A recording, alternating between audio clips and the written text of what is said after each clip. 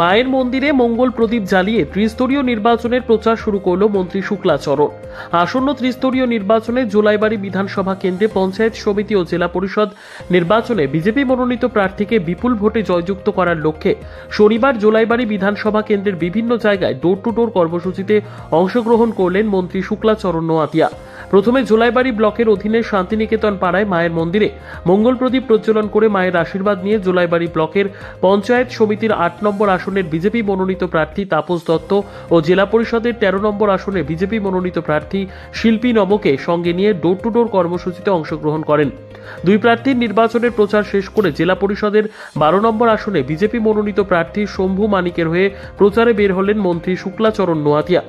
আজকের এই প্রচার শেষে সংবাদ মাধ্যমের সম্মুখীন হয়ে মন্ত্রী শুক্লাচরণ নোয়াতিয়া জানান, বিগত বাম আমলে ত্রিস্তরীয় নির্বাচনে বিরোধীরা প্রার্থী দিতে পারত না। বর্তমান সময়ে রাজ্যে বিজেপি, আইপিএফটি ও তিপ্রামথা দলের জোট সরকার গঠনের পর গণতন্ত্র বিশ্বাস করেছে সকলে। তাই ত্রিস্তরীয় নির্বাচনে জোলাইবাড়ি বিধানসভা কেন্দ্রে বিরোধীরা প্রার্থী দিয়েছে।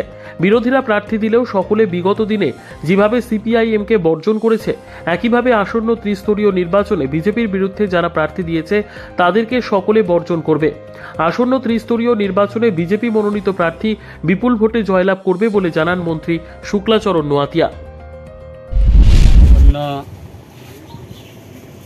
পঞ্চায়েত নির্বাচনকে কেন্দ্র করে আজকে ৩৮ জোলাইবাড়ি বিধানসভা কেন্দ্রের অন্তর্গত ৮ নম্বর পঞ্চায়েত সমিতি এবং ১৩ নম্বর জেলা পরিষদ আমাদের প্রার্থী রয়েছেন। জেলা পরিষদের দিদি শিল্পী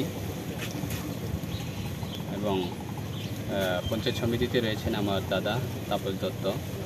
ওনার সমর্থনে আজকে সকাল থেকে আমরা জনসম্পর্ক এই অভিযান আমরা শুরু করেছি। আগামী ৮ তারিখ আগস্ট সকাল থেকে নির্বাচন হবে।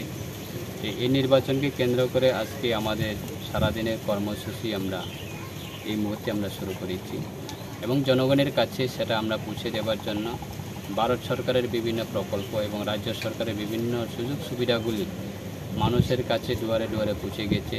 তার জন্য মানুষ পুনরায় আবার এই নির্বাচনে আমাদের দেশের প্রধানমন্ত্রীর পক্ষে এবং রাজ্যের মাননীয় মুখ্যমন্ত্রীর পক্ষে জনসমর্থন করার জন্য আমরা জনগণের কাছে আমরা আবেদন করছি। এবং এই ৩৮ জোলাইবাড়ি আমাদের বিশ্বাস বিরোধীরা রয়েছে, সেটা আমাদের গণতন্ত্র বিশ্বাসী কারণে আমরা বিভিন্ন দলকেও আমরা সুযোগ দিয়েছি যে নির্বাচনে প্রতিদ্বন্দ্বিতা করার জন্য।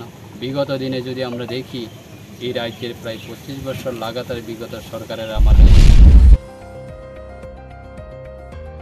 নিজস্ব প্রতিনিধির রিপোর্ট, দুরন্ত টিভি।